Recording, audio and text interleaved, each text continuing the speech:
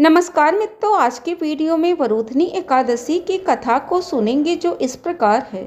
युधिष्ठिर ने पूछा, हे वासुदेवाय, वैशाख माह के कृष्ण पक्ष को किस नाम की एकादशी होती है? कृपया उसकी महिमा बताइए। भगवान श्री कृष्ण बोले, राजन, वैशाख माह के कृष्ण पक्ष की एकादशी को वरुथनी के नाम से प्रसिद्ध है। वह इस लोक और परलोक में सौभाग्य प्रदान करने वाली है। वरुथनी के व्रत से सदा सुख की प्राप्ति होती है और पाप की हानि होती है। वरुथनी एकादशी के व्रत से ही मानधाता आदि अनेक राजा स्वर्ग लोक को प्राप्त हुए। जो फल 10,000 वर्षों तक तपस्या करने के बाद मनुष्य को प्राप्त होता है, वही फल इस वरुथनी एकादशी का व्रत रखने मास से प्राप्त हो जाता है। प्राचीन काल की बात है। नर्मदा नदी के तट पर मानधाता नामक राजा राज्य करते थे। वह अत्यंत दानशील और तपस्वी थे। एक दिन की बात है, वह जंगल में ध्यान मग्न होकर तपस्या कर रहे थे। तभी अचानक से वहां पर एक जंगली भालू आ गया।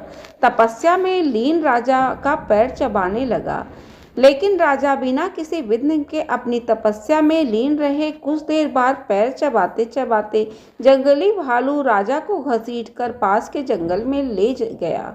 राजा बहुत घबराए, परंतु अपने तामस धर्म के अनुकूल उन्होंने क्रोध व हिंसा न करके भगवान विष्णु से प्रार्थना की। करुण भाव से भगवान विष्णु को पुकारा।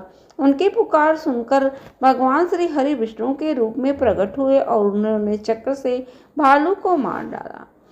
राजा का पैर भालू पहले ही खा चुका था। इससे राजा बहुत ही शोकाकुल हुए।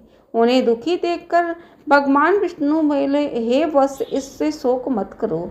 तुम मथुरा जाओ और वरुथनी एकादशी का व्रत रखकर मेरी वराह अवतार की मूर्ति की पूजा करो।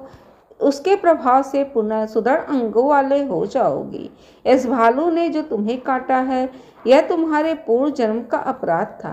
भगवान की आज्ञा मानकर राजा मानधाता ने मथुरा में जाकर श्रद्धा पूर्वक वरुथनी एकादशी का व्रत किया। इसके प्रभाव से राजा शीघ्र ही पुनः सुंदर और संपूर्ण अंगों वाला हो गया। इसी एकादशी के प्रभाव से राजा मानधाता स्वर्ग को गए थे।